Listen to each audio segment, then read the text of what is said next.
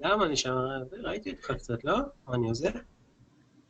יש מצב. לא, רק בסוף הוא רק עושה בסוף את מה... קלטתי שקורה שם משהו. לא, סתם, רק בסוף אה, קלטתי לעשות הדגמה. טוב, ענית, שמעתי. בואו לעניינים. בגדול, אה, מה שאני רוצה לדבר עליו היום, ואני מקווה שזה יהיה הסשן האחרון, שזה כזה הסברים כאלה כלליים, ומשבוע הבא נוכל להתקדם בחומר יותר מעניין, דברים יותר מעניינים. יש לי כמה דברים, אני לא זוכר אם רשמתי את זה בדוקיומנט או לא, אבל מקסימום נעשה את זה. איזה דוקיומנטים שותף איתם? יש איזה מסמך כזה שכל שבוע יש שם כזה backlog של מה אנחנו מדברים עליו. יכול לשתף אותי? כן, אני אשתף אותך. בקיצור, מה שאני רוצה לדבר על היום, כי אני... רגע, אין לנו אף אחד פה שמדבר אנגלית רע, נכון? לא, בסדר. קודם כל הצטרף מפתח אנדרואיד חדש, פבלו, אני רואה שהוא לא פה, לדעתי הוא לא מסונכרן על השעות והעניינים, אבל... זה נראה לי הוא לא היה מודע. כן. למרות שהוא... כן, הוא ראה את ההודעה, אבל יכול להיות שהוא לא מודע, אבל הפגישה לא משנה. נסגור אותו. יושב איתכם במשרד, ערן? מה? כן, במשרד, במיאמי יושב? כן, הוא במיאמי, שייך לטים מיאמי. נעשה היכרות שבוע הבא ככה, יותר רשמי. אז ככה, מבחינת מה שאני רוצה לדבר עליו השבוע, אני רוצה קצת, זה ברור לי שזה לא ברור איך זאפ עובד, ומה קורה שם בכל המערכת, ואיך בעצם נוצרת מזה אפליקציה, מה ההשלכות של זה לגבי איך אנחנו רוצים לבנות אפליקציה, ובסוף אם יהיה זמן אני אדבר קצת על מה קורה כשאנחנו רוצים לגשת לפתח. אבל לפני כן אני כן רוצה קצת שנבין מה קורה במערכת. אני מקווה שחלק מהדברים שאני אומר הם כבר ברורים, כי עשיתי כמה יותר באחד על אחדים כאלה ודברים כאלה, אבל אני מרגיש שצריך לעשות משהו יותר רשמי, ועכשיו זה מוקלט, אז הכל יהיה ברור. אז בואו נתחיל. אתם רואים את המסך שלי? רואים אותך. לא, רואים אותך, כן. אותי רק? אז איך אני עושה share screen? יש לך בצד. יש לך סקרינר. עכשיו אתם רואים את המסך שלי? כן. את מה אני אתם לא רואים? רואה, אותך. אותי או את המסך? לא, גם וגם. אבל הנה, סליחה. גם וגם, אנחנו פשוט הגדלנו אותך. בסדר, אבל איזה מסך שלי אתם רואים? את זה עם השעה של גוגל? כן. עכשיו חכה שנייה, רן, אני חושב שאתה לא יכול להקליט. בגלל שאתה לא רואה את זה, אתה לא יכול להקליט. זה מסתמן שזה מקליט. יכול, זה מה שעשיתי שבוע שעבר, זה בסדר. אבל בשבוע שעבר זה הקליט לך את הקלנדר. בסדר, כי זה המסך. כשאני עושה הקלטה על סקרין שיירינג זה לא מצלם אותי, אבל אני אחיה בלי שיראו אותי בהקלטה, זה בסדר. טוב, אתם רואים את המסך של זאפ? כן. מגניב, טוב. אז ככה, אז נתחיל בככה overview כללי ממש זריז על איך המערכת בנויה ממש בשני משפטים. אז זאפ בוא נגיד מחולק לשני סקשנים עיקריים מבחינתי, מה שאני רוצה להתעסק איתם עכשיו. אחד זה נקרא SDKs ואחד נקרא Apps. מה זה SDKs? SDKs זה בעצם סקשן שהוא אמור לעשות איזשהו reflection של האנדרואיד ג'נריק אפ, של הגרסאות של האנדרואיד ג'נריק אפ, אוקיי? וזה אומר שלצורך העניין, אם יש לי גרסה פה שהיא 3.1.2, אז זה אמור לשקף את גרסה 3.1.2 של הג'נריק אפ, שה-3.1.2 של הג'נריק אפ הוא נמצא בעצם בשני מקומות. מקום אחד הוא נמצא בגיטהאב כטאג, ובמקום השני שהוא נמצא זה ביינדטרי כקובץ AAR. אבל זה שקוף, כן? הטאג הוא בדיוק המקבילה של הקובץ AAR בביינדטרי. אז זה חשוב אבל פחות. אז זה מבחינת ה-SDK. מה יש לנו ב-SDK בעצם? יש לנו דיפולטים של סטיילינג, של אסטים, פה שנייה נסגור את הדלת, צועק פה. זה בעצם דיפולטים של סטיילינג, של אסטים ושל לוקליזציות. עכשיו תעצרו אותי אם משהו לא ברור. עכשיו בעצם כל אחד בעצם בוא נעבור רגע סקשן ונבין מה מדובר. אז אם אני נכנס לסטיילינג, לא משנה, אני כרגע ב-iOS, זה אותו דבר. מה? אתה יודע מה, לא, בסדר אני שם. טוב, נכנסתי ל-SDK, לא משנה, זה iOS, זה אותו דבר. אז בעצם מה שמוגדר לנו פה זה keys שמופיעים אצלנו בקוד, אוקיי? שזה colors, שזה בעצם colors וסטיילינג, אוקיי? שמופיעים בטמפלייט, זה מה שמקנפגים פה, והערכים של כל אחד מאלה מקונפגים על ידי, נקרא לזה פלטות, דיפולטים כאלה, teams, אפשר לקרוא לזה. אז יש פלטה של צבעים, שלצורך העניין, אני אשנה פה את השמות, שהשמות יהיו יותר אינדיקטיביים, היום שהם סיימו לחלק את הצבעים לקטגוריות. בעצם מה שעשתה ג'רלדין והחבר'ה שלה, הם חילקו בעצם יש לנו פה 6 צבעים שאפשר לקנפג, אז הם לקחו את כל הסטיילינג שיש ב-SDK או בטמפלט או whatever, ואמרו בוא נחלק את זה ל6 צבעים לפי קטגוריות. אז קטגוריה 1 זה כל ה-background, קטגוריה 2 זה כל הטקסטים, whatever. הם עשו שם עבודה שב5 צבעים או 4 צבעים הם סוגרים את כל הצבעים שיש לנו באפליקציה. אז בעצם שוב, אז יש לנו את הקיז שזה מגדיר את הסטיילינג ואת הקלרס. אגב, פיצ'ר חדש שהכנסתי, עוד לא פעיל מבחינתנו, אבל היום שמקנפגים סטייל אפשר גם להגדיר אותו כדיימנשן, דימן, וזה off the record מה שנקרא. ואז בעצם אחרי שקנפגנו את כל הקיז, אנחנו יכולים לתת להם ערכים דיפולטיביים, לפי הפלט הצבעים ולפי הפונטים וגדלים. עד כאן, ברור? אני מניח שכן, אם לא תגידו לא. ניתן לכסתום גם? מה? ניתן לכסתום כל הצבעים האלה? מה שניתן לכסתום פה זה הצבעים האלה, הדיפולטס, ואחרי זה כשאתה רוצה ממש לתת ערך לצבע, אז אתה יכול רק לבחור מתוך הצבעים שבפלטה. עכשיו, כרגע קסטום זה לא ברמת ה-SDK. אתה ב-SDK, אוקיי. אז, ואותו דבר לגבי פונט. לצורך העניין, תחשבו שיש לנו, לא יודע, פונטים באפליקציה, סביר להניח שלא יצטרכו יותר מ6 פונטים עם גדלים שונים ל-99% מהמקרים. אז זה בעצם מה שזה מאפשר לכם לקסטם.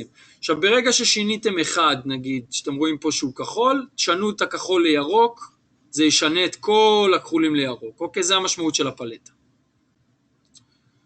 אז זה סטיילינג, ברמת ה-SDK. שוב אני מזכיר, SDK זה מה שנותן דיפולט לאפ.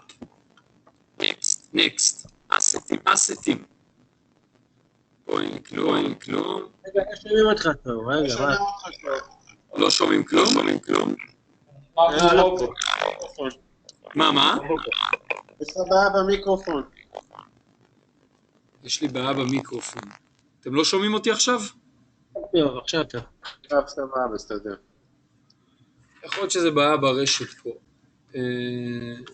תגידו לי אם אתם לא שומעים. אז עכשיו אני עובר...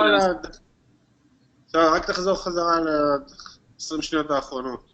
אז אני אומר, זה היה הקונפיגורציה של הסטיילים, שזה להגדיר את הקיז ומגדיר את ה-default values לפי הפלטות. הלאה. רגע, אני רואה שפבלו פה ואין לו מפתח, אז שנייה. תסלחו לי רגע.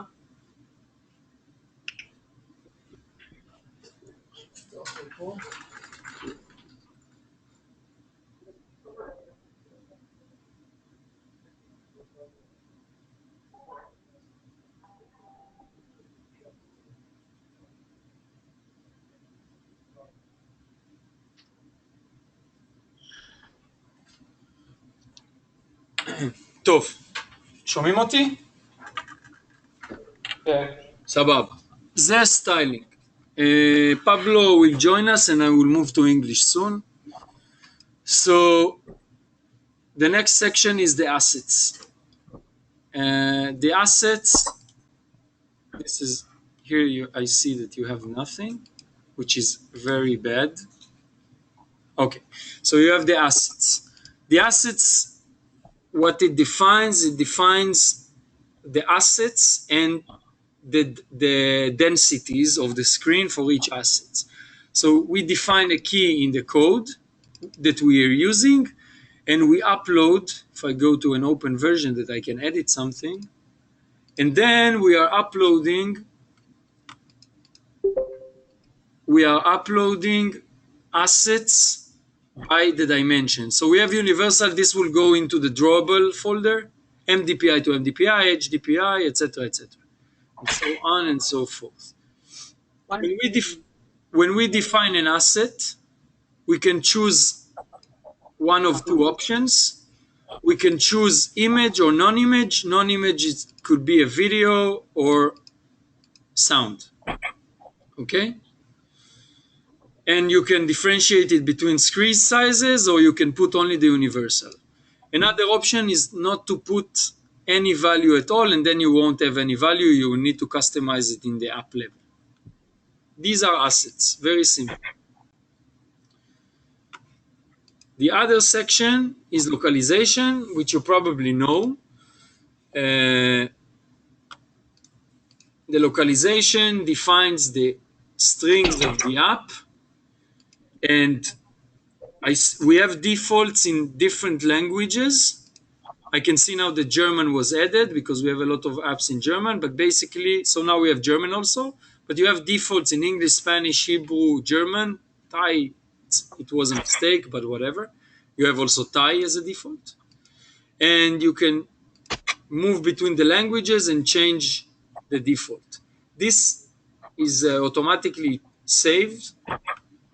It's been saved automatically. You don't need to press any other button. If you want to add a key, you just press here and you add a key. So this is the SDK section. One more thing that is important that I want to go through is the general settings, just to understand what it is. So screen sizes, when, for example, we would like to add XXX HDPI in the future, we will be able to add it here.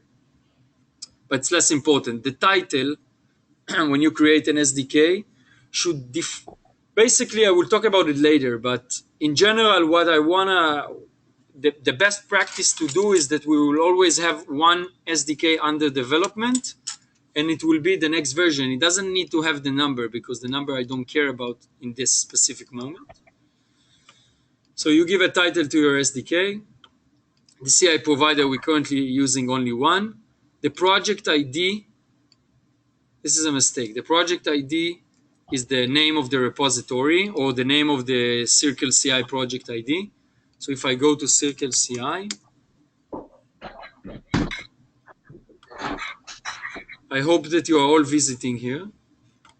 But when you go to Circle CI, if I go to Zapp, as you can see, the project ID is this.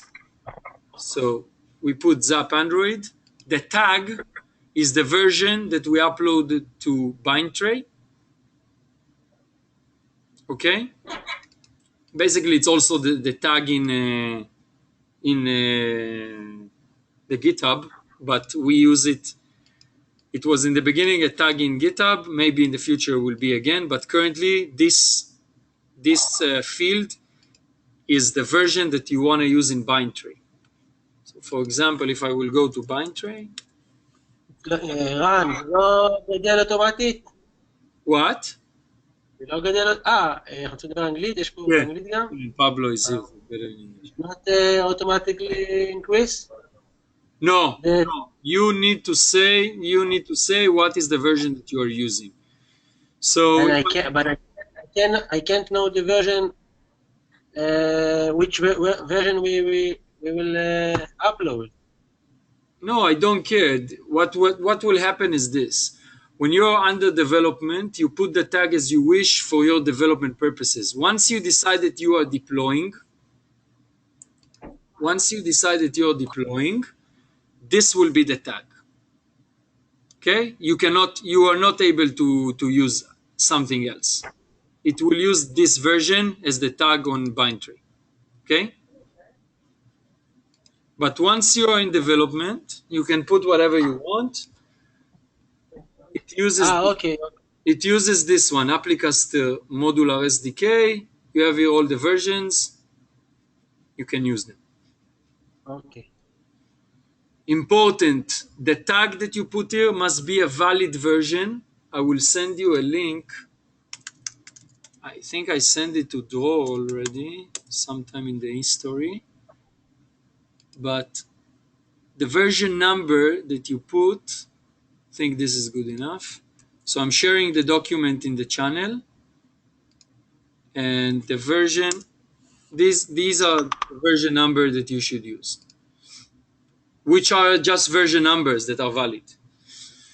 A new feature that I added is that you are now able to build a specific branch of the Zapp Android repository. So for example, I don't know, you want to do some testing and you created a new template and you didn't merge it yet. You can put here your branch name of the Zapp Android repository. For example, I can put here add Rubocop, whatever, and it will build me this version. So that's the SDK version. And now, Ken. We can use the tag of the build branch. I cannot hear you. Can you repeat? So we can choose if we want to use the tag. In this case, it will take it from Bintray, or we can use the build branch. Currently they are different. They have different purposes. So this tag uses the Android generic app repository. Okay, or basically it uses the Bindtree of the Android generic app. Yeah. And this branch is building a specific branch of Zapp Android repository, which only includes the templates, and basically that's it. But it's Android, not the generic app. yeah, Zapp Android. Okay.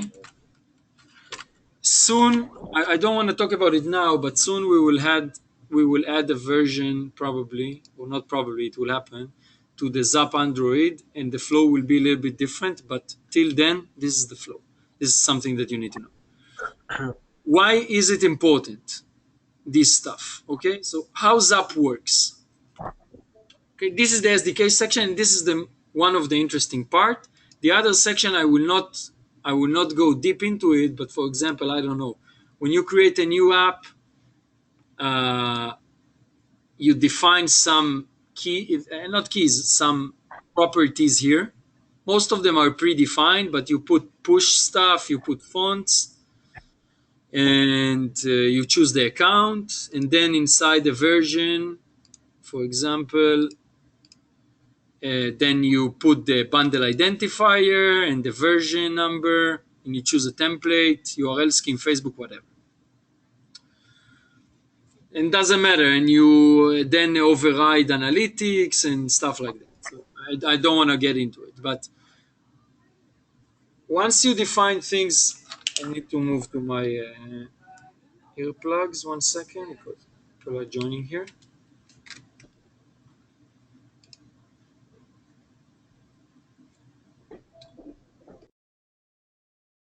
You hear me now? Hello? 1 second.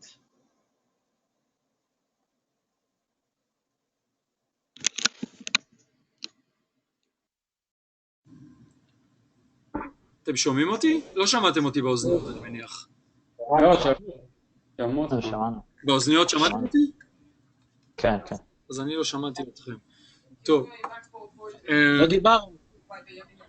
אז שנייה, אז שמישהו יגיד לי אם שומעים אותי, כי אני עושה לו סיפור רעש. מי עדינו? דבר קריתי? טוב, אני לא שומע אתכם לדעתי, שנייה. לא שומע אותם. אחד, שתיים. דברו שנייה קריתי, תגידו משהו, מישהו?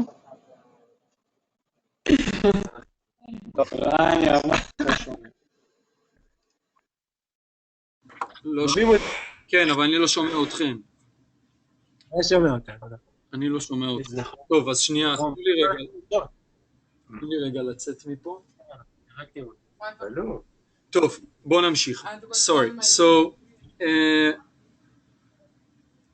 next. So basically, when you define all these key, and of course, as I said, you can put custom stuff for your defaults. Okay, everything is customable. You can choose colors, texts, whatever you want. Okay, you just customize whatever you want here. But it's less interesting. So what I want to talk about now is what is happening when you press the build version button. So when you press the build version button, basically it initiates some processes that are going on the background. First thing that it does, it initiates a process in the background that creates some of the metadata that the specific app needs. For example, it takes all the assets, it converts them into a zip file, uploads them. It generates a JSON file of all the styles. It uploads the relevant fonts. It creates the relevant analytics, and it updates to the latest localizations, to the latest text. This is the first stage. And it will do here, like there will be a progress bar that will say here pre-processing. After it finishes the pre-processing, which is only preparing the stuff for the build, for specific app, it will initiate a build on Circle CI. And what will happen on the build on Circle CI? It will take the properties, one second, I will just go there and I will show.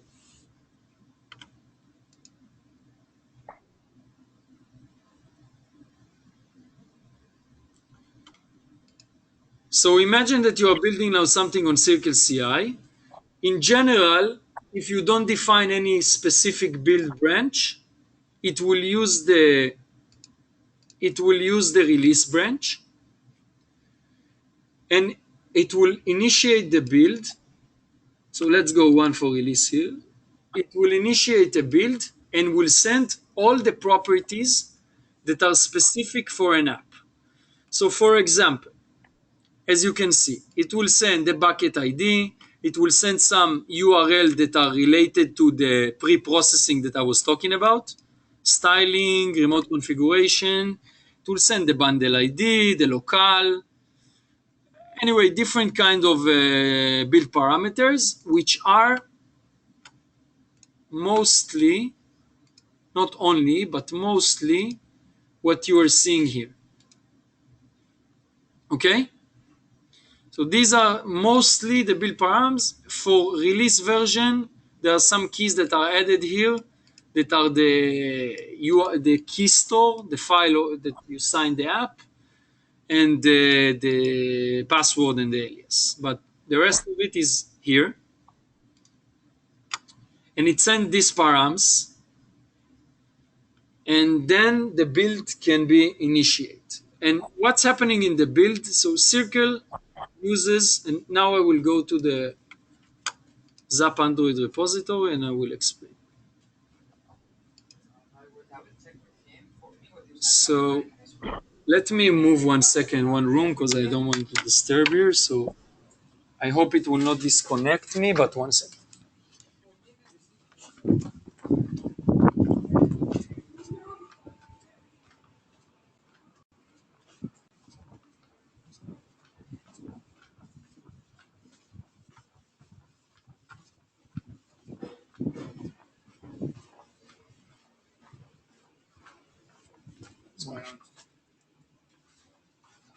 Okay, can you hear me, guys? Say something. קריתי, אתה תהיה הסמן שלי, אתה שומע אותי? הלו, הלו, הלו? הלו? כאן. כן. Can you hear me? Yeah. יופי. Yeah. So I'm one second. Okay, and you can still see the screen, right? כן. Cool. So what's happening? How circle works? So Stuck. Stuck. what is stuck? The screen. Cannot see anything? Your website. כן, זה נראה לי תקוע, יש מצב. המסך כאילו. So I will stop and start again. Tell me when you are able to see my screen. דרור, רואים משהו? לא, זה תקוע. זה תקוע המסך. רואים כאילו את הגיטה. גיטה, זה בסדר, לא? אתם לא רואים את זה זז? לא, אבל לא רואים שאתה זז. תראו את הוידאו ואת המצלמה ותדליק עוד פעם. לא, סגר את המצלמה. בואו נדליק את המצלמה. אוקיי. אותי אתם רואים? כן, אתה סבבה. אוקיי, אז עכשיו בואו נעשה main screen. You don't see the screen? You don't see the GitHub? Yeah, but it's stuck. I I did. see all your Wi-Fi connection and everything. אוקיי. רואים את הגיטה. רואים את הגיטה, ברן. אוקיי. אתם רואים שעכשיו אני נכנס לסירקל YAML פייל? It didn't change? The screen didn't change? לא, לא רואים. טוב רגע. מה, אתה לא רואה את הגיטה? שנייה. Let me start again.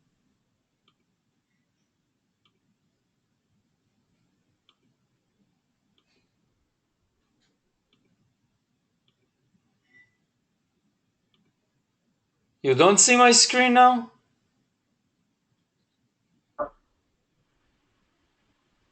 Why is it going? Settings.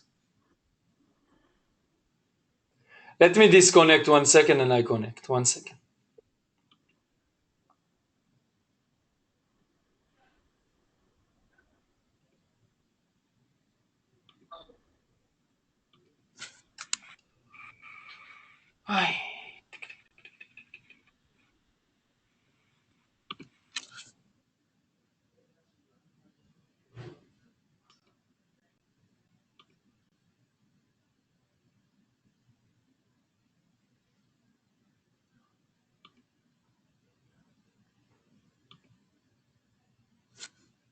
קריתי, אתם רואים משהו?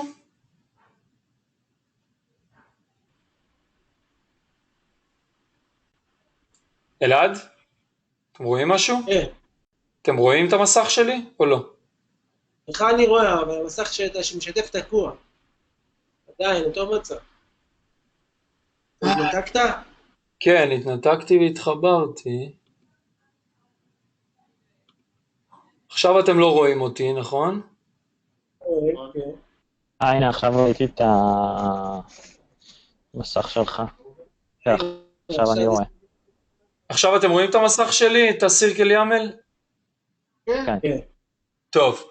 Okay, so how a Circle CI works? Circle CI is a continuous deployment system similar to Jenkins but in the cloud. Let's call it like that.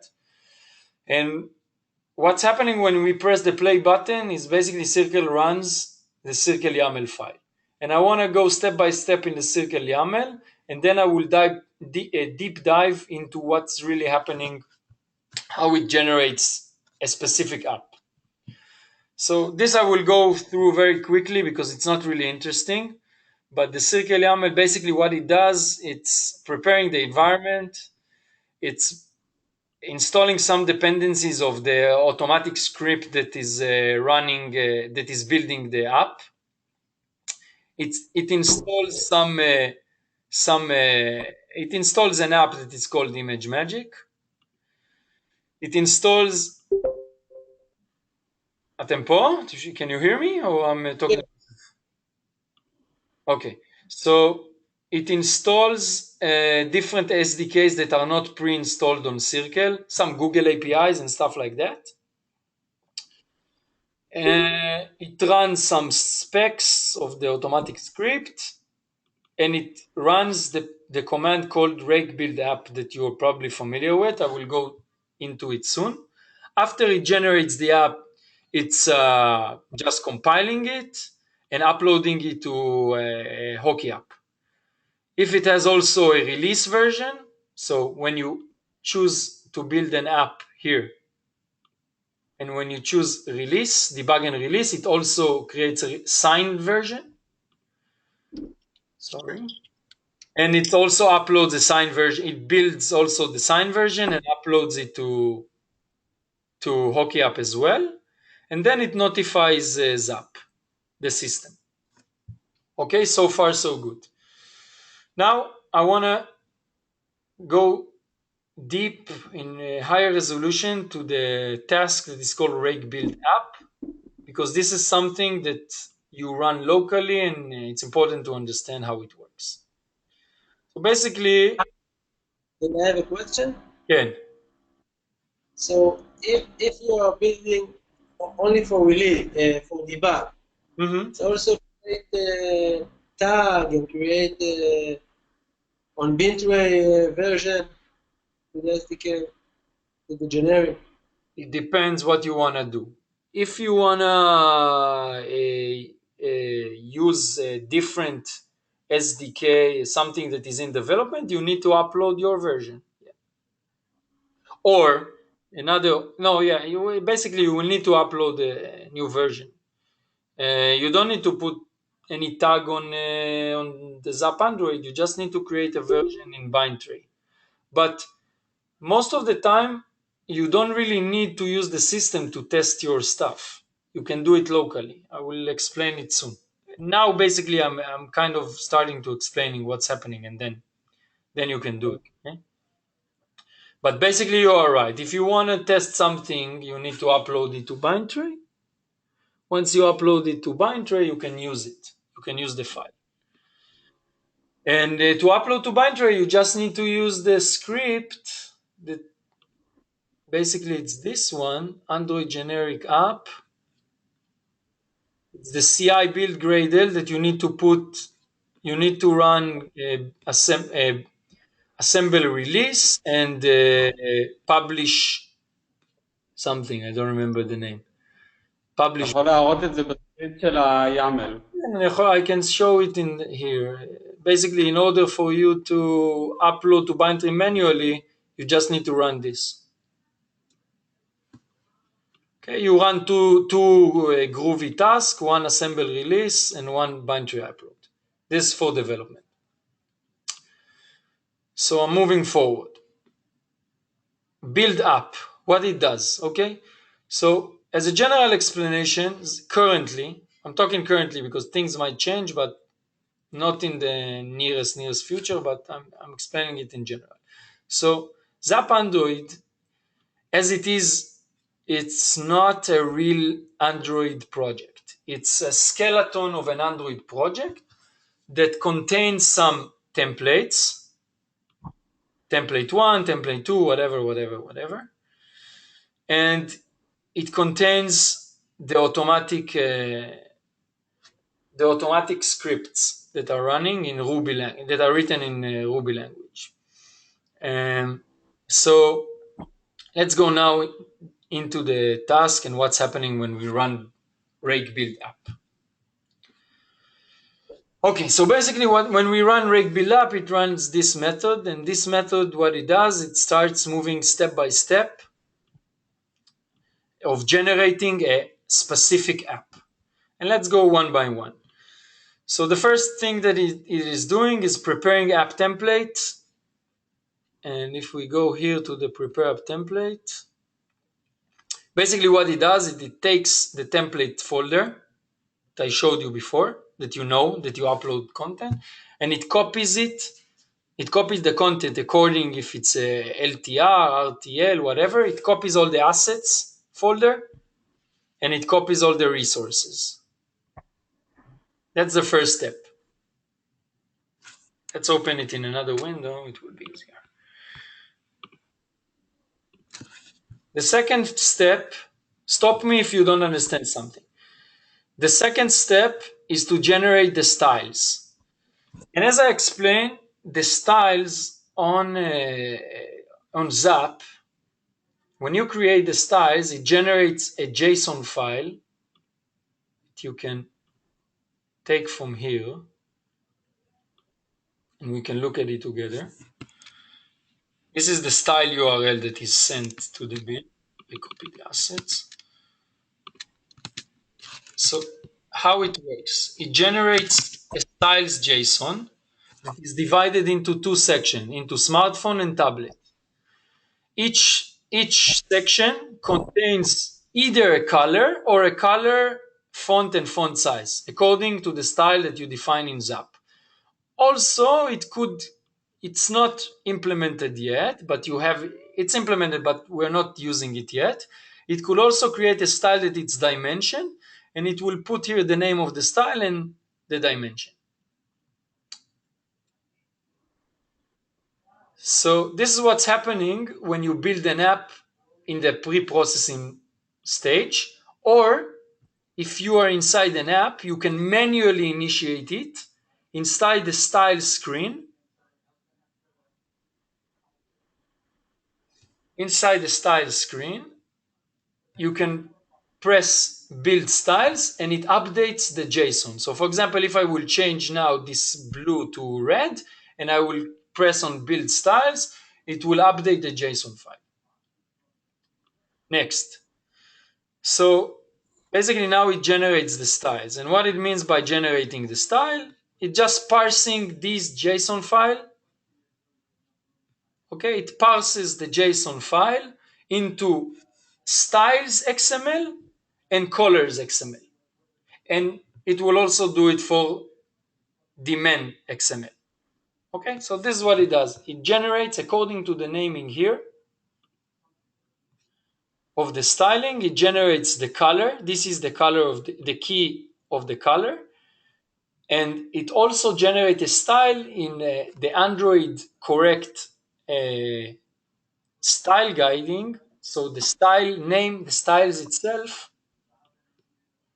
is camel case. So for example, if I have here EPG description color, or let's call it this, L1 all show cells text, it will create something like that. Style that is called L1. I don't know, let's take the second one. Let's take this one because it will create L1 full image primary text. This is the style that it will create. And under the style, it will have the color, the font, and the font size. So this is this step. Next. After it generates the styles, it takes the font. If you uploaded the specific fonts, as I showed you, you can upload specific fonts that are not default ones. Gotham for this, for example, and then it copies the specific font. I explain you what it does it, and it's not one pool of fonts. Font has copyrights. You cannot put in your app whatever font you want. The user of the font is paying money for the font. So you cannot compile in the app fonts that are not related to the app. Okay, so this is the second thing that it does, or the third. After it finishes copying the styles, it basically building the attributes, some attributes of the build parameters that we have in the build Gradle. It basically puts the Gradle wrapper version, it puts the compile version SDK, it puts the minimum SDK, and if I will look a little bit deeper, it puts the compile SDK version, the minimum SDK version, the build tool version, the Gradle build tool class path, and the wrapper version. And from where it takes it, two options. If it's a version that it's lower than 3.0, it takes the defaults. which are the old ones. And for version higher than 3.0, it takes it from attributes that are uploaded to Bindtray. So when you publish, it's less relevant, it's more of extra knowledge, but in general, when you generate a build to Bindtray, you put some metadata. You see these attributes? It's a metadata that has all this stuff. So once it builds, it takes it from here, but it's less interesting. Stop me if something is not clear, please, because you're very quiet. I don't know if I'm talking to myself or you're fine. Okay, so after it does this, basically we have now an Android project that we can build. But now we still need to do some extra stuff. We still need to put some properties. So what are the properties that we are putting after? We are basically generating from the build parameters the applicaster properties file, some strings in the string XML, which is basically only, if I remember correctly, it's only the URL scheme. Oh, sorry, and it's also the Facebook app ID that must be in the string XML. And it generates the Android manifest with the relevant package name, and it generates the build Gradle with all the parameters that we build. And how it works? It has some templates. It's some kind of not really. Well, I don't know how to say. Just don't mix it with the templates that you're using. These are the templates of the files that I'm changing. So there is applicaster properties, and if you can see, it has the applicaster properties, and it has some placeholder, and this placeholder is replaced by the parameter that is sent to the Circle CI. So it does it all the way here. It does the same from the top level build Gradle, okay?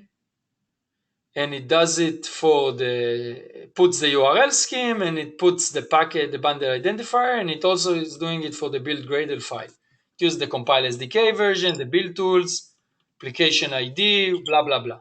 All the parameters that are sent. Okay.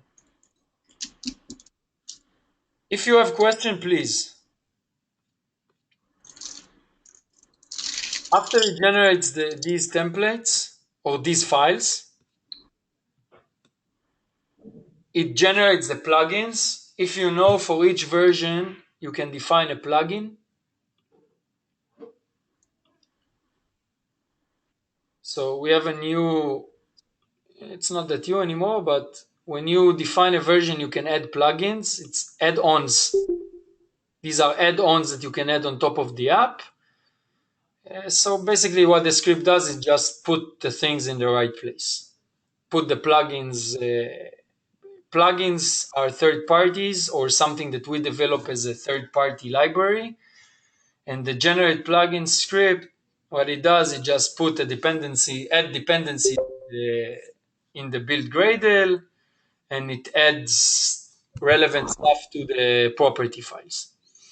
After it finishes this, it downloads the zip file with all the assets and put it in the relevant folders in drawable, XHDPI, HDPI, whatever.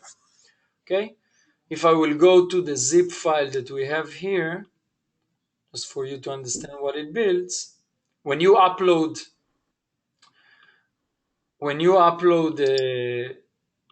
the assets, in the end it generates a zip file. So if I'm downloading the zip file, you can see that it has all the folders structure already, and it just copy paste it into the resources folder of the app. So that's it of the build app script. Another thing that it does when it is a release version, it just builds it as a release version, and when it's not a release version, this is what it does. Questions? Because for sure there are. So please.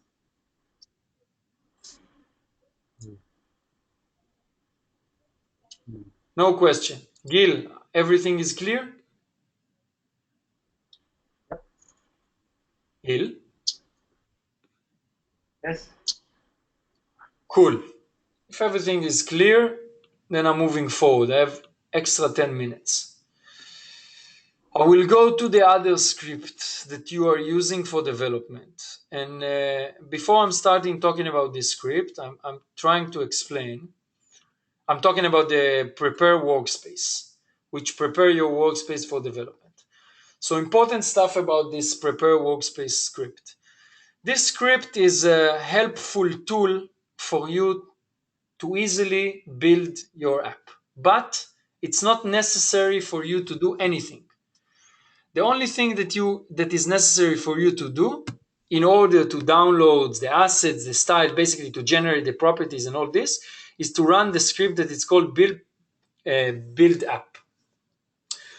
If you want to do any kind of development using whatever you want, you can do it manually, cloning the repository, whatever you want to do. Running the build app script will basically download all the things that you need, put all the things in the right place, and then you can manually change what you want to do. So I hear a lot lately that the script doesn't work and whatever. Fine. First, it works, but let's say that it doesn't work for you. It shouldn't stop you from developing anything. You can still work at the flow of a developer. That it means cloning the repository, putting everything as you wish, building the project as you wish, and then just running a script that will generate you the styles, the assets, and the property file. All the rest you can do manually. But anyhow, after this boring brief that I gave, I want to explain what's happening in this script that is called prepare dev or prepare workspace, sorry. Basically, it does nothing apart of what I just said. It's cloning, it is cloning your repository to you. And it generates and it starts running the same scripts that are running on the build app script. So it prepare the template, copy the template to the right place, generate styles, copy the fonts, creating all the build properties. It generates the build Gradle, applicator properties, blah, blah, blah, plugins, and building the assets library. So basically, the only difference that there is that it clones your repository to you. And the second thing that it generates the Gradle settings in a different way that Android Studio can use it. If you know, Android Studio use modules, and the file that it is using to define the modules, it is called Gradle properties. So settings Gradle, sorry. Settings Gradle, sorry. So what it does, it just takes this file that uses the project as a sub project in your repository and it copy paste it. All these actions can be done manually. So everything that you want to do can be done manually. If you ask me, I only care about the script that is called build app. This script that I generated, and everyone can modify it if you want. By the way, you can modify both scripts. I don't care. Open a pull request, change whatever you want. And it's a helpful tool to bootstrap your project. So you just run the command and basically you should be able to start working. As far as I know, it is stable. I tested it and it works. And important to say that because I knew that some people had issues with the script, I decided that I will cover everything by tests. So the entire script, both of them are cover 100% coverage of tests. It doesn't mean that it doesn't has bugs, but it means that it will not have many bugs. Or as far as I know, it doesn't have bugs at all because it runs and it runs well. Feel free to ask questions about these automatic scripts and feel free to create pull request or to change or whatever. It's not. I don't have any. I don't know. I don't hold the. It's not my startup. This automatic script. So you can add code, you can generate, you can ask, but before you do so, you need to create a pull request and everything that you would like to add to the automatic script. Please consult with me and add specs, add tests for it. So this is the first part. I have another small part that I want to talk about, but I really want to. Either you are falling asleep already, or you know already everything, or you're shy, or I don't know. But please, I know that there were issues. I know that some things are not clear, and I want to at least make everything clear. So feel free to ask something.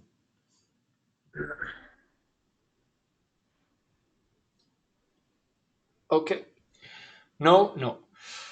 So I will steal another 5 minutes from your time, and I want to talk about a document that I shared. Let's see if I find it. Sergey, first, I want to understand now the status. Do we have a release of the new version 3.0? We need to merge the Zapp Android master to the release. I had a pull request. I tried to push it, but they don't have the rights to push it. Okay. The master to the.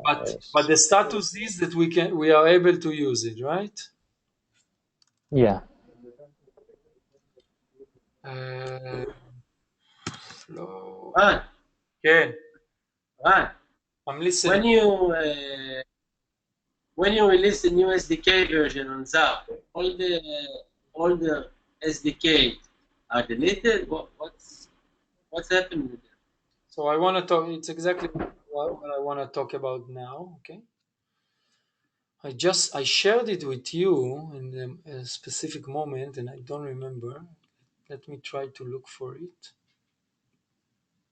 Maybe maybe I pinned it to the Android group if I'm smart.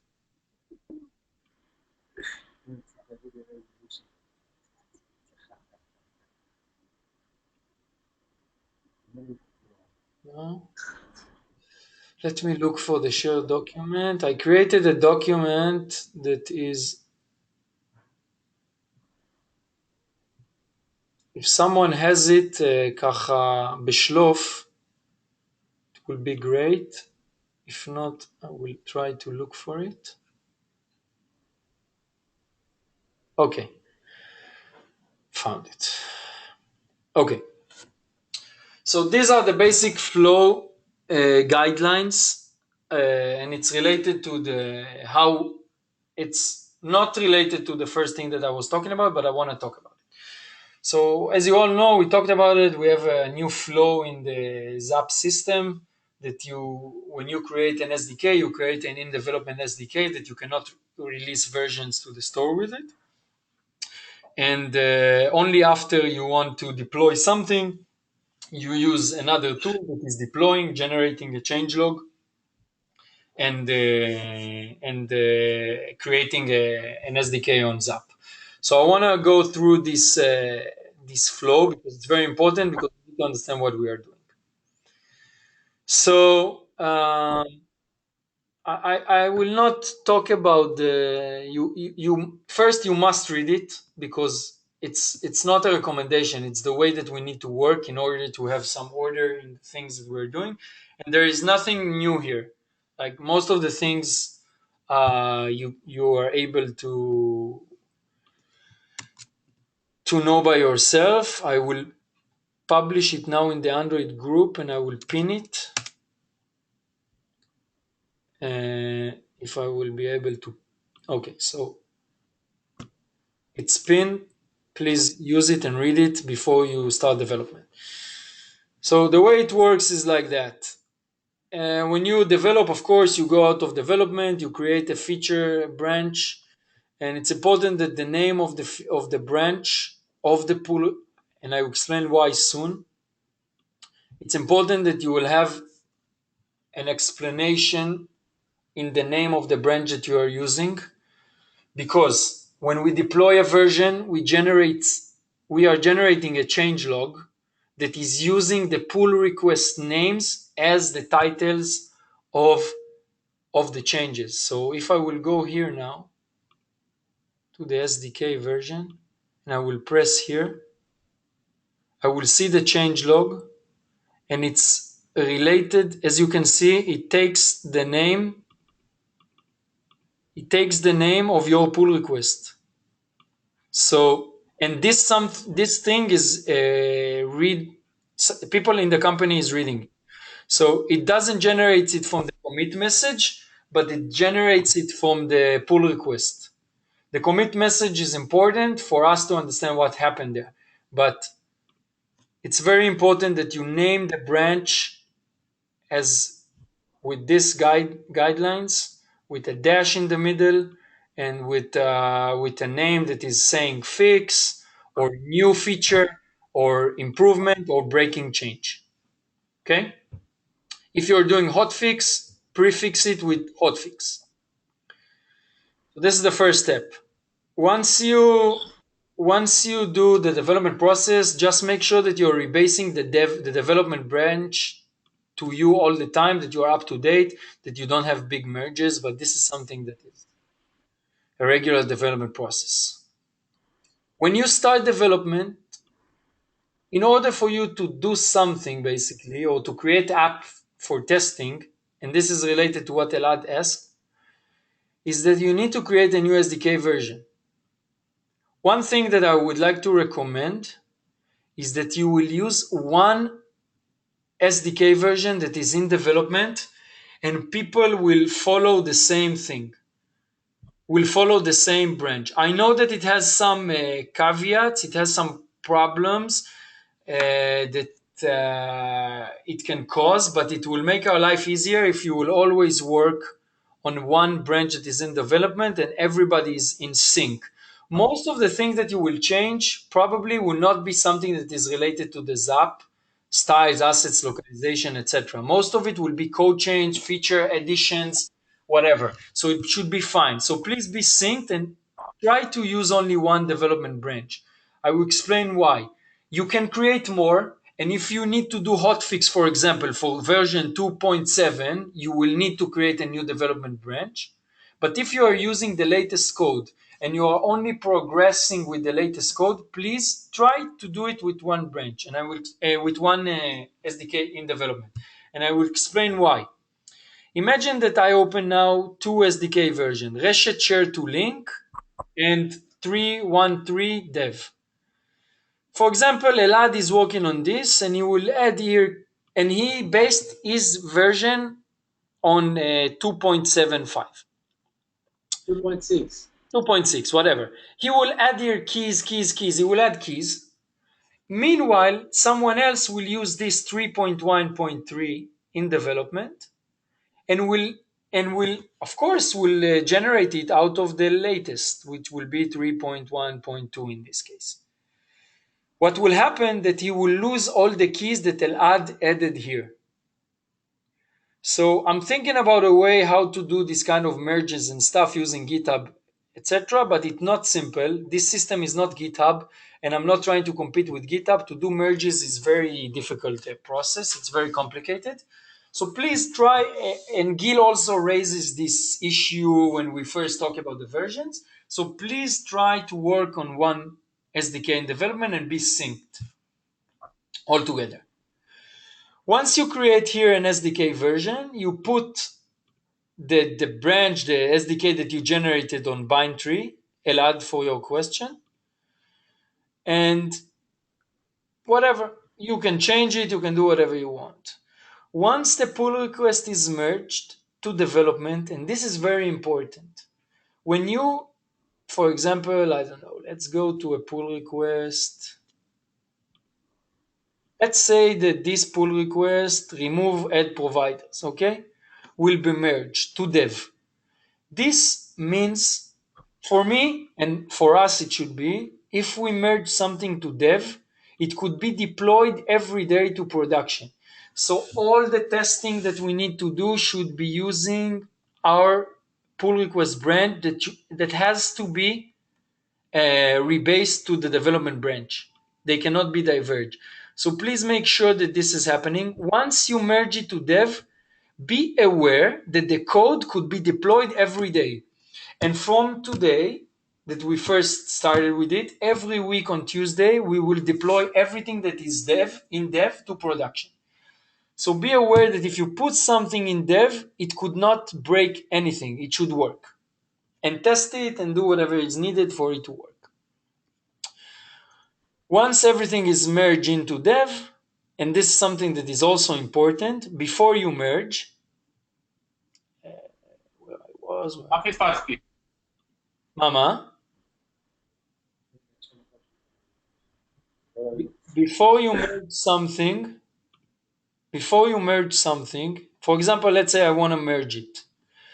Make sure that when you press the merge pull request, let's go, don't know if it will merge it here. Don't want to press something. Remember, GitHub has a new feature.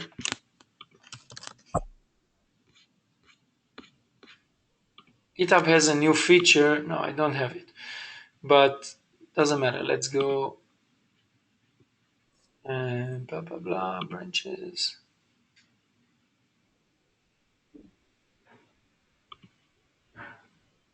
Okay, GitHub has a new feature that once you press merge pull request, it asks you either to create a merge commit or to squash and merge. Please choose squash and merge. Change the name that will be relevant, and if you have different commits, make them readable for us. Okay, so just choose here squash and merge, change the name of the branch as you want it to appear in the commit message, and change the description for something that is readable. Once you finish that and when you decide that you want to deploy, you need to use another tool. I don't want to talk about it today. You need to use the other tool that is deploying. What the other tool is doing, again, I'm repeating, it's merging dev to, it's pushing dev to master. It generates a new changelog and it creates here a new version. For example, v311. Okay, Kariti. Then once you know that you finish your development branch, you press here apply it on debug and you choose your development branch. Once you will choose your development branch, it will combine both of them and this one will not appear. But all the data that is here, all the keys, everything that is saved will be in the new SDK. The only difference is that you will not be able to change any of the keys or to add ones, and it will use in his build process, it will use this version for the AAR in Bindtree. That's all. אני הלכתי לאיבוד איתך. שוב, ask the question, what you are lost, where you are lost. רגע. Now we have version 3.1.1 applying on the debug version, yeah? If you are pressing this button, what will happen? You need to choose the branch that you worked. You have here a version that is called 3.1.3 development, okay? Let's say that you finish the development and you want to deploy. Yeah. Okay? You will use the tool, the other tool to deploy. It will create you a version like here. Okay? It will give the version 3.1.3 for this one. Okay? You will press on the apply on debug version and you will choose the in development branch. That's all. You connect your deployment to your stuff that you developed. Okay. Okay? So for example, if you are working on Reshet Share to Link and you want to deploy a version that is called 7.8, 2.8, okay? You're out of 2.7, you want 2.8. You will deploy a version that is called 2.8. You will press on the button apply on debug version and you will choose your Reshet Share to Link. Yeah, I understand it. Okay. Okay. Other questions? Because I talked a lot, and either you sleep So it. now everybody worked on 3.1.3 dev.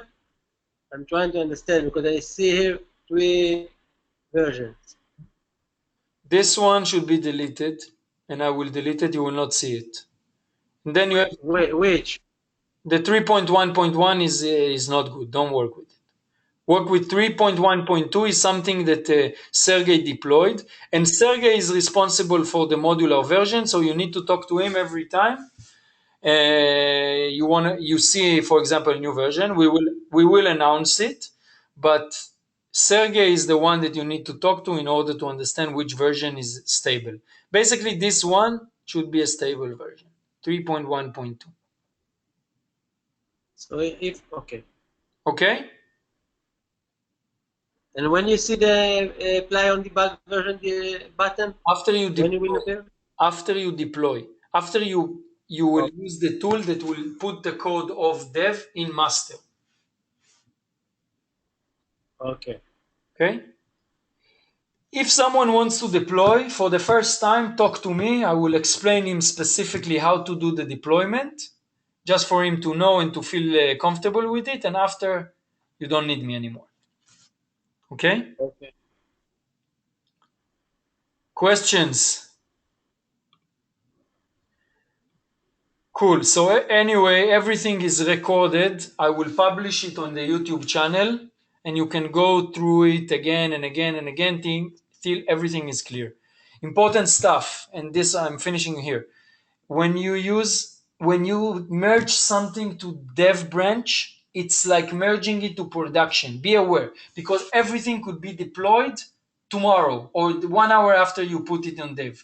So please be aware of it.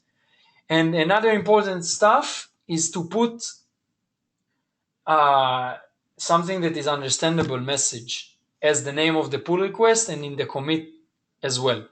And if you have a pull request that only does, for example, update SDK, please write down what are the changes in this SDK. Because update SDK, if I will go here to the change log, or if the project manager or whatever will go here in the change log and will read update SDK, he doesn't understand anything. But if he will read here that instead of updating SDK, it says remove all jar, then you, by the way, this is not a good commit message as well. It should say what library it is.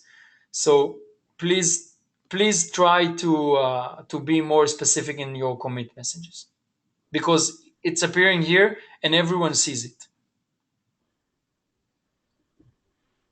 That's all, guys. Next week we will talk about something that is purely Android. Please follow the process as we talked about. Follow these guidelines, because it's not something that I invented. A part of the part that is related to Zapp, which is a very small part here.